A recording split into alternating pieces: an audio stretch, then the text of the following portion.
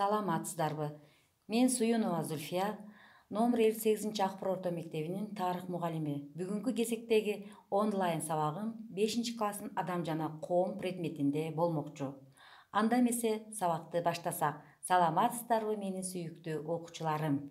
Бүгүнкү сабагыбыздын темасы адамдын коомдогу жүрүм туруму. Сабакты баштаардан мурун мен баардыгыңыздарга жагымдуу маанай каалаймын. Баардыгыңыздардын ден соолугуңуздар чың болсун, эли журтубузда аманчылык болсун. Дайыма жакшы күндөрдө жолугушайлы. Анда эмесе балдар, сабактын максаттарына көңүл бурсак. Бүгүнкү сабакта окуучулар адамдардын коомдогу жүрүм-турум эрежелери, мораль жана укук жана мыйзам, адамдардын укуктары, милдеттери жөнүндө маалымат алышат. Окуу китебиндеги тексттерди окуп, суроолорго өз алдынча жооп беришет.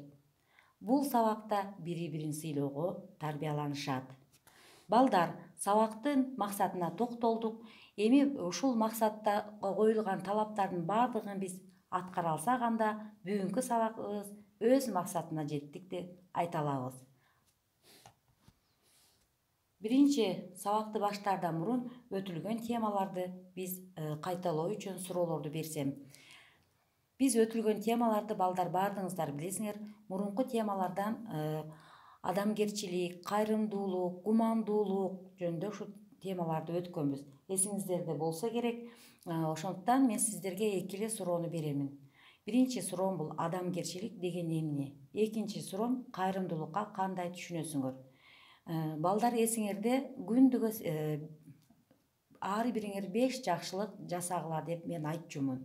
Ар бириңер өзүңөрдүн жасаган жакшылыгыңар боюнча мага айтып берет элеңер. Эми болсо ушул жерден дептериңерге ушул суроолорго жооп берүү менен бирге күндө кандай жакшылыктар жасап атканыңарды да жазып койсоңуздар болот. Анда эмесе балдар, үй тапшырмасын сурагандан кийинки жаңы темага өтсөк. Адамдар эң байыркы доордон бери эле биргелешип жашайт. Силер өткөн темалардан окугандай, адам биологиялык жандык катары жашоо эрежелеринин айрымдарын төрөлгөн деле ата-энесинен мурастап алат. Эми балдар, адам үй бүлөдө төрөлүп, адегенде ата-энесин жана анын курчаган адамдардын жардамы менен адам катары калыптанат.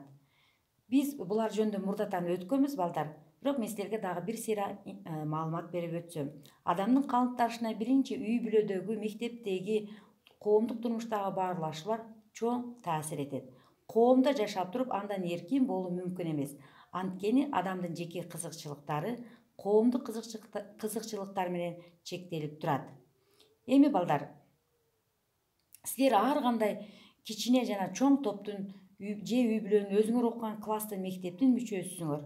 Мындан тышкары ар кандай спорттук командаларга, ар кандай ийримдерге катышасыңар.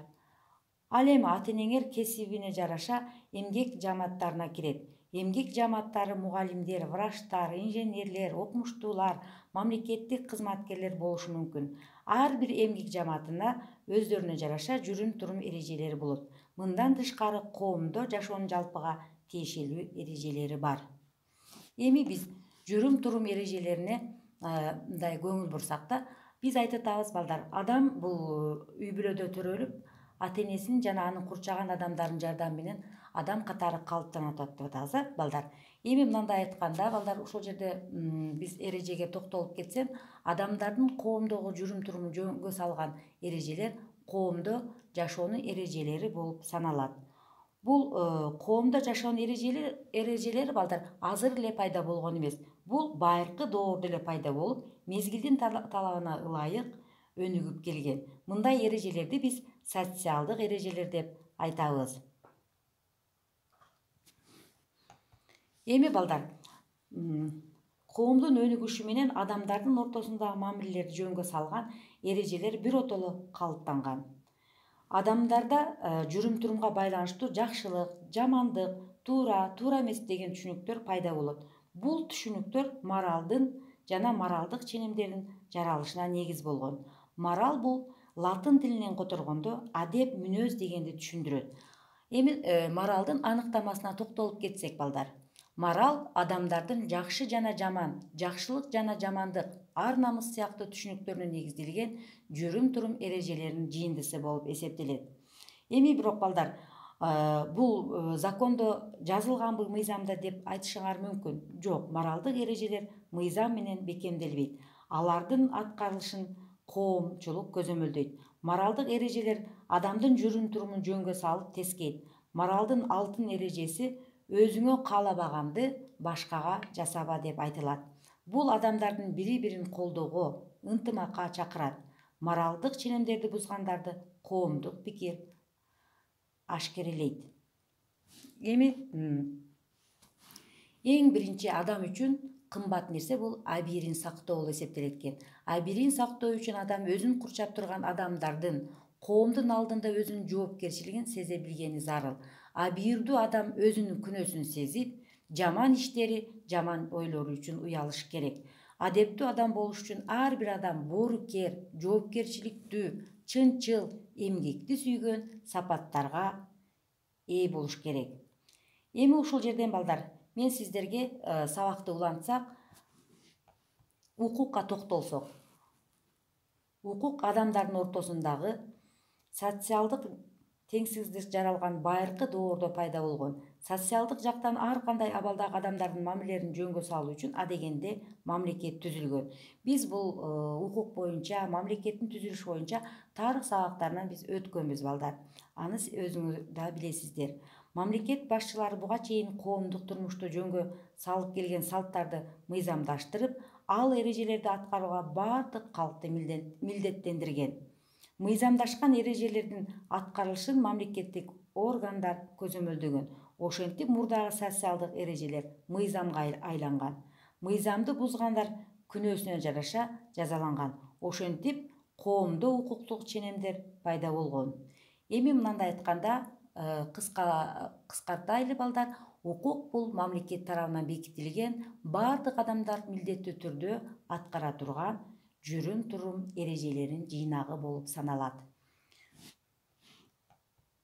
Мыйзамга токтолуп кетсек балдар, эми мыйзам мамлекет же эл тарабынан кабыл алынган жүрүм турум эрежелерин камтыган ченемдик укуктук документ болуп саналат. Бул ар бир адам төрөлгөндөн баштап эле анын эркин жана жашоосун камсыздай турган эрежелердин жыйындысы болот. Адам укугу бардык турмуштагы нерселерден жогору турат. Бирок адам укугу менен бирге эле адамдар төрөлгөндөн баштап аларга укук менен бирге милдеттер да берилет. Бул милдет деген балдар аткарууга зарыл болгон иш аракеттердин жыйындысы. Ушул жерде балдар, мен силерге бир нерсени айтып өтсөм, конвенция, анан декларация деген сөздөр пайда болот да сабагыбыздачы. Бул конвенцияга мен түшүнүк берсем, конвенция аткарууга милдеттүү болгон эл аралык келишим эсептелет. Кыргыз Республикада адамдардын негизги укуктары өлкөнүн баш мыйзамы Конституцияда бекитилген. Адам укугу жөнүндө башка да мыйзамдар бар. Алардын ичинен мындай айтканда балдар, адам укуктарынын жалпы декларациясы маанилүү орунда турат. Бул документ 1948 жылы 10 декабрда кабыл алынган. Анда адамдын 30 статьядан турган укуктары жазылган. Декларацияда бардык адамдар тең укукта жана эркин төрөлөт. Адам жашоого укуктуу, кулчулукка адамды кыйноого тыюу салынат. Эми балдар, бул жерде азыр айтып өткөн декларация, адам укуктарынын декларациясы боюнча жогорку класстарга барганда кеңири биз токтолобуз. Эми дагы бул жерде силерге мен ушул сабакты өтүп бардык маалыматтарды бергенден кийин силерге мен балдар сабакты бышыктоо үчүн төмөнкүдөй суроолорду берсем. Биринчи суроом: адам укуктарынын жалпы декларациясы кайсы жылы кабыл алынган?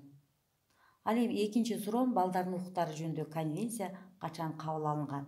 Бирок мен бул жерде балдардын укуктары жөнүндө конвенция жөнүндө сиздерге маалымат бергеним жок. Бирок окуу китебиңиздерде толук жазылган. Бул суроону сөзсүз түрдө өзүңөр таба аласыңар деп мен ишенемин. Эми балдар сабакты бышыктагандан кийин үй тапшырмасына көңүл бурсак, көңүлүңөрдү мен үй тапшырмасына бурамын. Окуу китебинин 21-22 темаларын окуп, өзүңөр түшүнгөнүңөрдү айтып бересиңер.